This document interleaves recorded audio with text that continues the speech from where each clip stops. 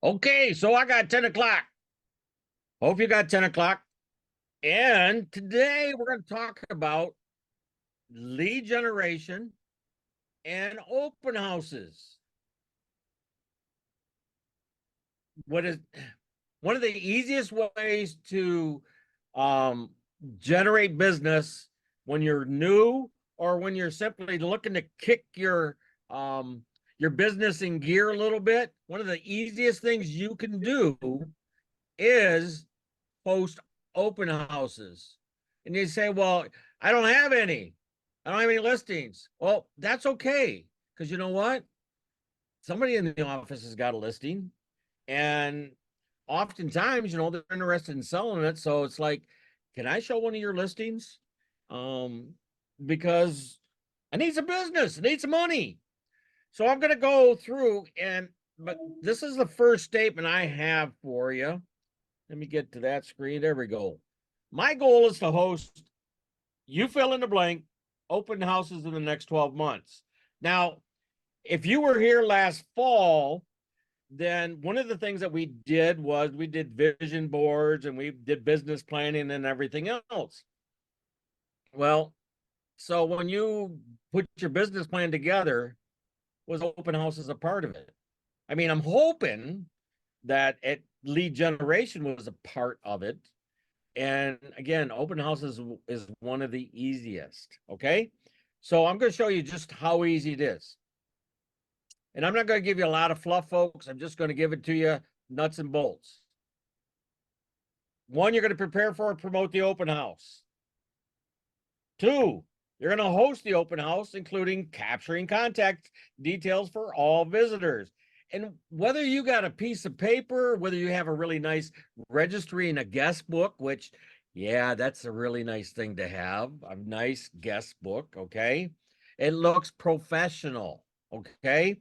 Again, remember that these people that come to your open house are going to meet you for the first time. And we all know that first impressions are lasting impressions. So make a good impression. Three, showcase the home's best features to prospective buyers. Maybe you want to steer them clear of one room or another, but you want to show them what the best features are to prospective buyers. I mean, that's why they're there for one of two reasons. They're there because they're interested in what's available, or they're a nosy neighbor and they want to know what their neighbors has got. Capture and convert leads. Again, I'm repeating that because that was what step 2 was, right? Host the open house, including capturing contact details for all visitors. This is important, folks. You need to capture them, and then you need to convert. In other words, follow up. Then it would be smart, since if it wasn't your listing, that you would share that open house information with the listing agent. Because you know why? It might help the listing agent to be able to go back and talk to their seller, and, to do something or another. Okay. Just a minute. Let me go. Boo, boo, boo, boo, boo.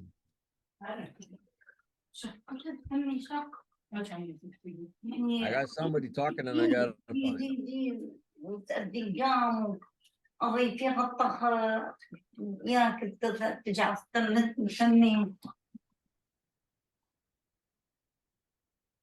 Okay, I think they found themselves. Good. All right.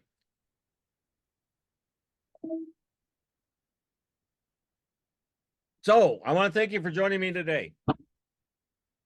That's how easy it is. Seriously. But I know you know that we're not done yet, right? All right. Who's going to handle the marketing? If it's not your listing, are you doing it? Or even if it is your listing, do you have the marketing department? Because if you're paying for the marketing department, then you know what? You want them to create some nice flyers for you. So who's handling the marketing? Whose name and image appear in the marketing? If you're hosting it, I truly hope that it's going to be your name and your image. Now, if you don't have a great image and you need an image, just let me know and I'll be happy to send you one of my headshots so you can help promote that that house. Okay. I'm willing to do that. It's a sacrifice, but I'm willing to do it. Who gets the leads? Again, ideally, you would think that, well, they're all mine. Well, you want to make sure you talk about that over with the agent if you're showing their listing. Just saying. One of the easiest ways to get more assistance or be allowed to do more open houses is if you have a give and take with whoever it is that you're working with. Who's prepping the seller? In other words, who's letting the seller know what should be done?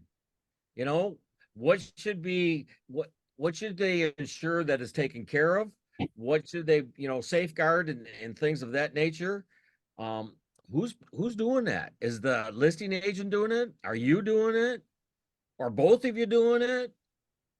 We need to figure that out.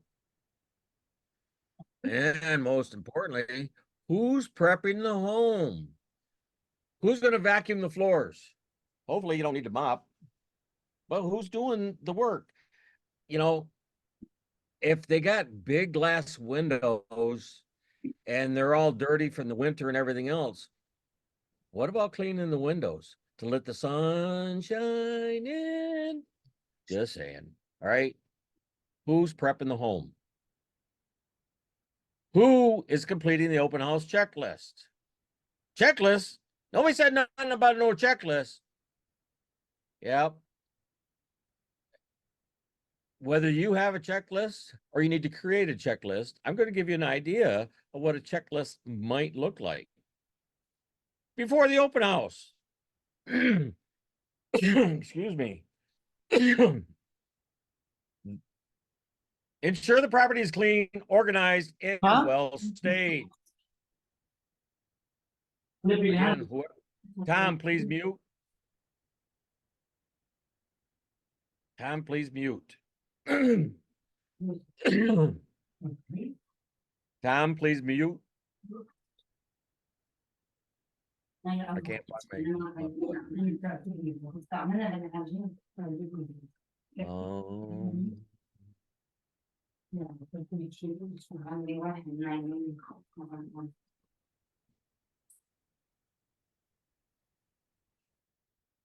there we go. We got it. All right. Number 2, make any necessary repairs or touch-ups. Again, if you go to the house and you find out a couple of things that could be done quickly, need to be done, do it. Far too often it is, hey, I want to hold an open house. So I go and find out what's available in the office or the company, and I work out the details with the listing agent so that I can show the house, but I don't actually go to the house. Well, that's just crazy. That's wrong. If you don't actually go to the house, how can you talk about the house? How can you learn anything about the house? I want you, and again, I'm saying these as more of not as statements, but I'm saying it in a way that I want you to question yourself. Who again goes back to who's prepping the seller, who's going to prep the house, and are you familiar with the house? Okay.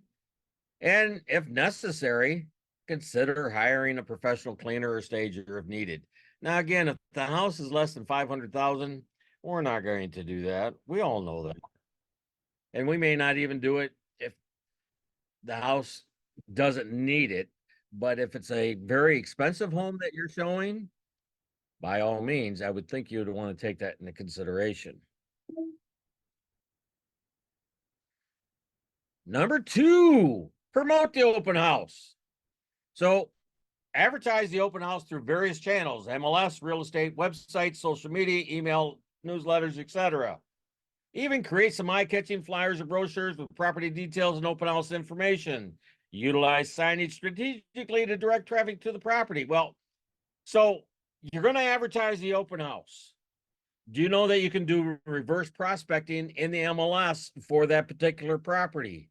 Again, get with the agent, because when you set up a search in the MLS for properties, what happens is when a property is put on the MLS that fits the criteria of the search that you have created, well, your email and everything automatically gets captured, and you're sending an email saying, hey, we have a house that might fit your buyer.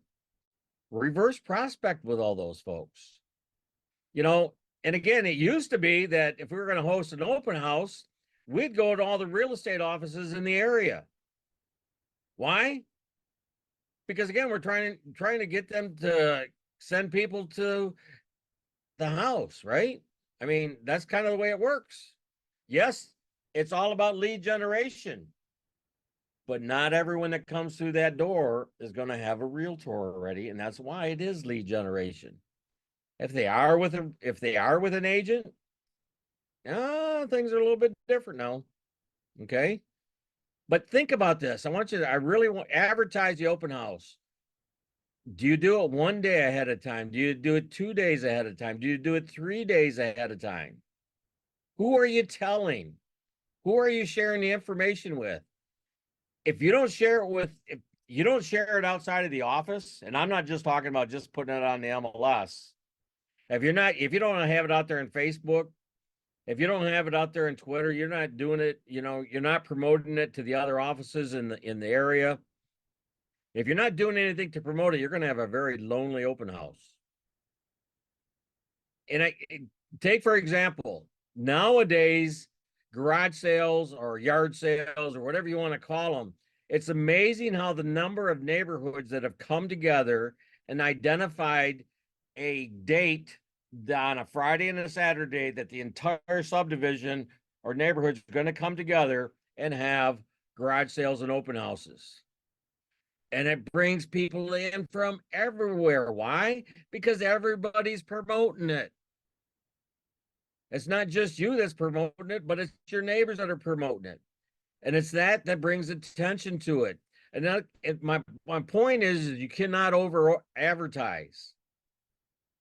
You can't over advertise. The one thing that's missing from here, anybody know what it is? Anybody got an idea what's missing when I'm just talking about promoting the open house? The one thing that's missing, folks, is when I go to that house before the open house and I meet with Mr. and Mrs. Seller, that I also go to their neighbor on the right and I go to the neighbor on the left and I go 5 houses that way, 10 houses that way. In other words, I actually go and knock on the doors of the neighbors in the evening hours to say, hey, do you know anybody that wants to be your neighbor? I'm going to have an open house down here on Friday, Saturday, or Sunday, whatever it is that you're doing. And just curious, you know anybody you want to be your neighbor? Find out if it's a neighborhood that has a lot of senior citizens. Find out if it's a neighborhood that has a lot of kids. Find out everything you can about the neighborhood. The Mr. and Mrs. Seller can only tell you so much about the neighborhood. The neighbors can fill in the rest of the pieces. Why is that important? Do you know where the schools are? Do you know where the parks are? Do you know anything about the neighborhood? Go do your due diligence. Talk to the neighbors. Learn about the neighborhood. Learn where Mr. Tom Stalker is over there. And when I say Tom Stalker, I'm talking about the guy that sits on his porch and sees everything, knows everything that's going on in the neighborhood. That's the person you want to talk to. Why? Because they can give you so much information that's unbelievable. But just because you took the opportunity to also go out and promote the open house by talking to the neighbors, when they get ready to sell, you don't think they're going to remember that? They're going to remember that this weird agent came up and said they were going to hold an open house and wanted to know if I wanted a neighbor. They're not going to forget that. Take advantage of going door knocking in that neighborhood. Go 5 houses to the right. Go across the street, do 10 houses across, and then come back across the street and do 5 more. If you got time, do more than 20. Learn as much as you can. Know where the schools are. Know where the parks are. Know where the nearest grocery store is. Know everything you can know so that when a buyer asks you a question, you've got an answer. An answer of, yes, it's over on such and such is better than, I don't know, this isn't my listing, I'm just doing it. Don't do that. Now, we're talking about promoting an open house, and we're talking about, so it's the day of the open house, right? And I'm going to jump ahead and then jump back a little bit. So there's my open house sign. That's your idea of an open house sign? I hope not. I mean, could you put some balloons on it? Could you put some streamers on it? Could you do something to call attention to, here's the open house? And you say, oh yeah, well, I got this other sign that points. Really? That's the best you can do, huh? No balloons, no fanfare. Why? What's bringing me to this house? It may sound silly, but think about it. You drive by on the weekends, you see these open house signs, and you just kind of look at them, glance, and ignore it and go on. Why? Because it really doesn't grab your attention much more than a courtesy type look. You got to do something to suck them in, okay? And there's all types of banners and other things that you can get very inexpensively. And I'm not saying that the offices don't already have some stuff that you could actually use for promoting your open house. Me personally, I just love this guy. You put this guy next to an open house sign, out in the front yard, and he just tracks business. And if I'm nestled back into a subdivision, you know what? He's going to be out there where you come into the subdivision. Why? Because tell me that doesn't get your attention.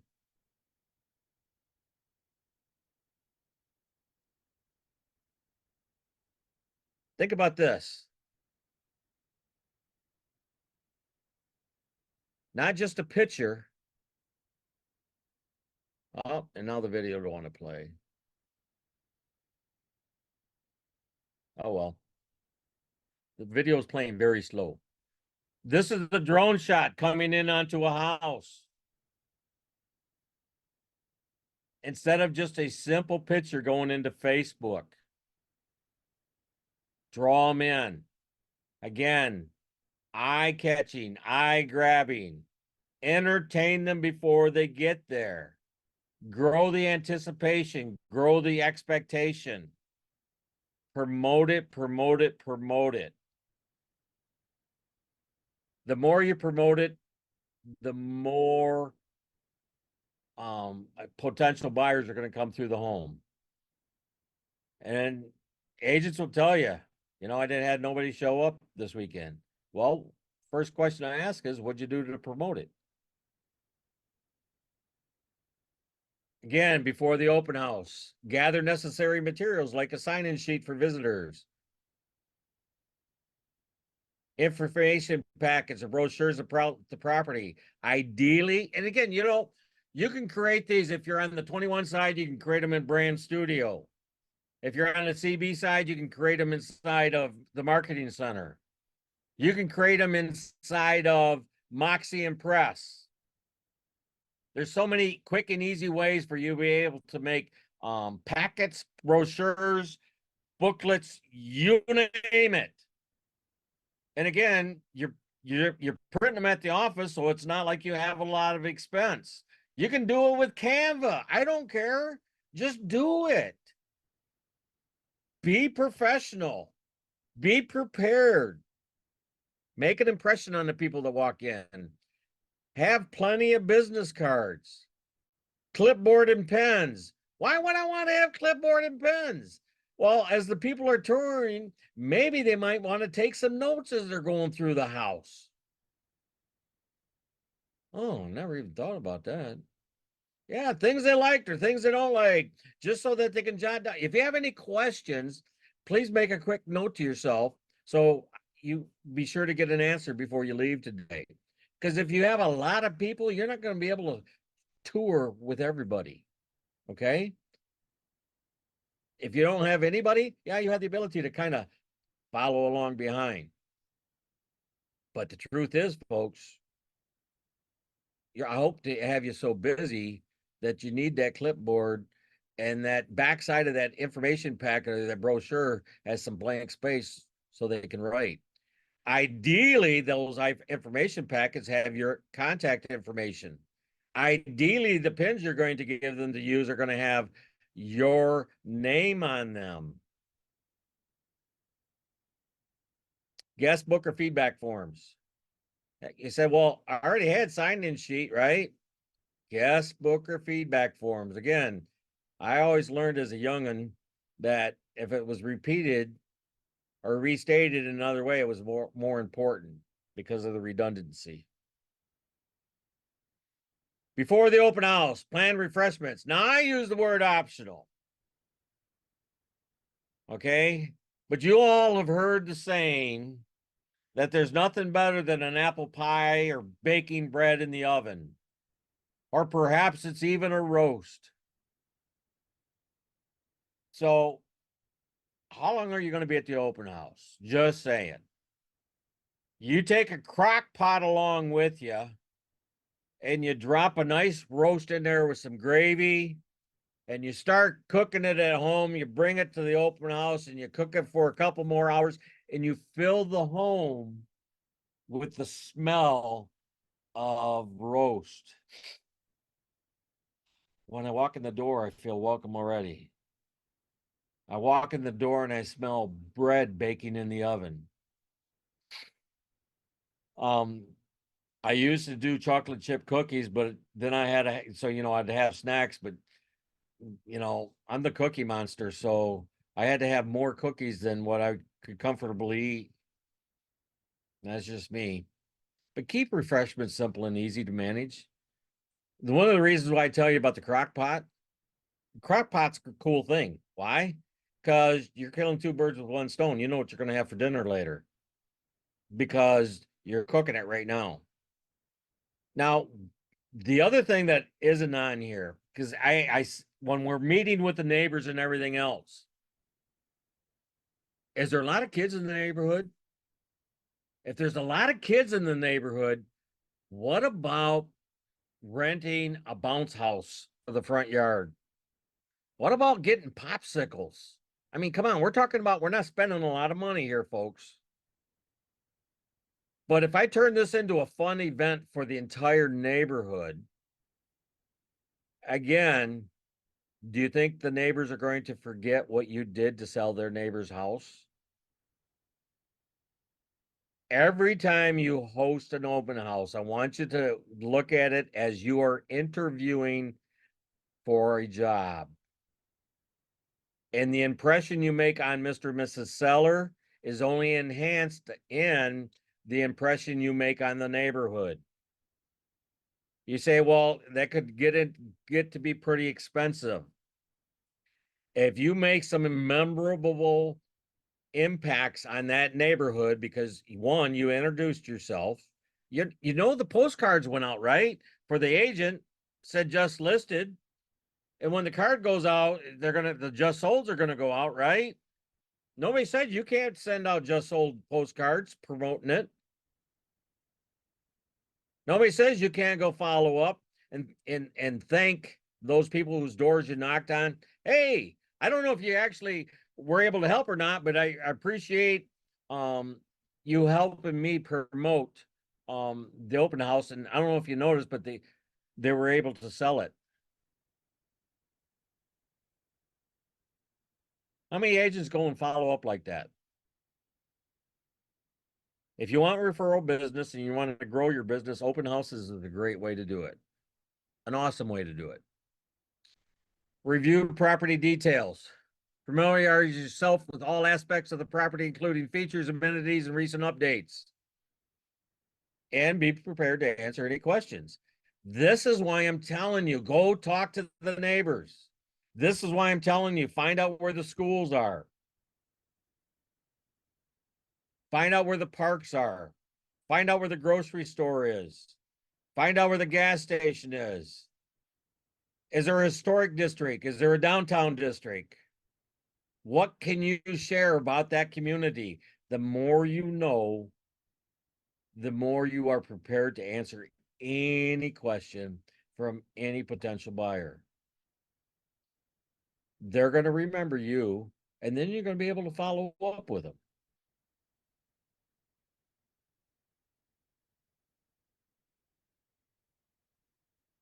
Let me stop my share.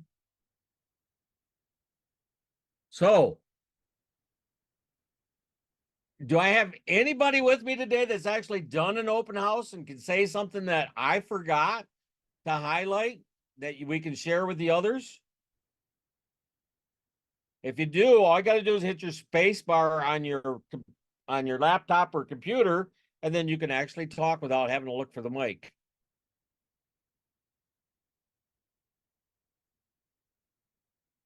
Bob, what about doing open house for FSBOs? Oh, that's a great one. I absolutely love that idea. Mr. and Mrs. Fisbo, would it be okay if I hosted an open house to help you sell your home? That's awesome. I love it.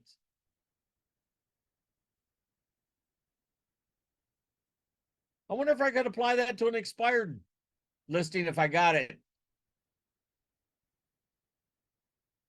You know, again, I love expireds. I did the expireds last week. I don't think I shared one of the, I don't remember if I shared one of my nuances that has worked. I go, yes, I did. Because if you didn't join me last week, I'm going to tell you real quickly. Okay. Because it got like 3 minutes.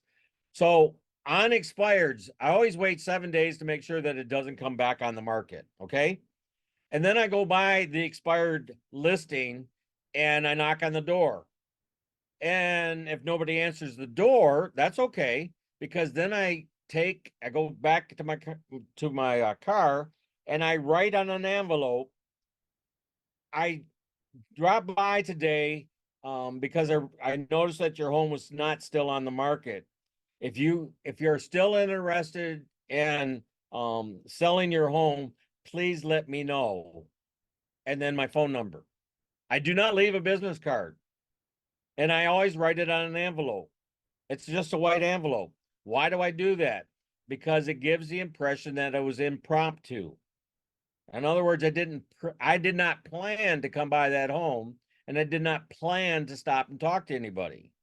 But because I happened to be in the neighborhood, knew it had been on the market, and so then it works the same way with the FSBO and the expired. So when they call you, because they don't know that you're a real estate agent, okay, they just have a phone number now, and they'll start out by asking questions. Well, again, the reason I was in the neighborhood is because I was showing some properties, and I don't know if your house would be what my buyer would be interested in, but if you would give me the opportunity to at least preview it, so we could talk about it, I would love the opportunity if it's okay with you. And you'll be surprised how many will say, sure, come on. Or no, we've decided we're gonna not put it on the market for a while. Or we've decided we're gonna make some improvements. Hey, that's wonderful. I think that's awesome. If you weren't able to sell your home, that you make some updates and everything else that are going to be so you can get your home to be better suited for you. I just, it was just an opportunity. I thought I would ask, but it's okay. I don't mind.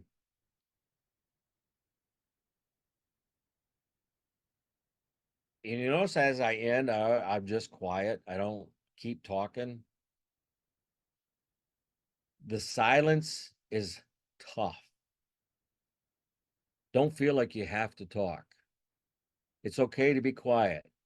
Make your statement and then wait for their response. Because as uneasy as you feel with the silence, they feel the same silence. They're going to say something. Wait for them to respond. Don't just keep talking. Pause and wait for that. Okay? All right, folks. I got 10:30 on the button. Thank you for joining me. I hope that you will take what we've got and put it to some good use. I hope you answered the first question. My goal for the next 12 months is I'm going to do X amount of open houses. Go build your business. Take some of these ideas and then let me know of your success stories so that I can share them with others. Till next time. Good night, John Boy.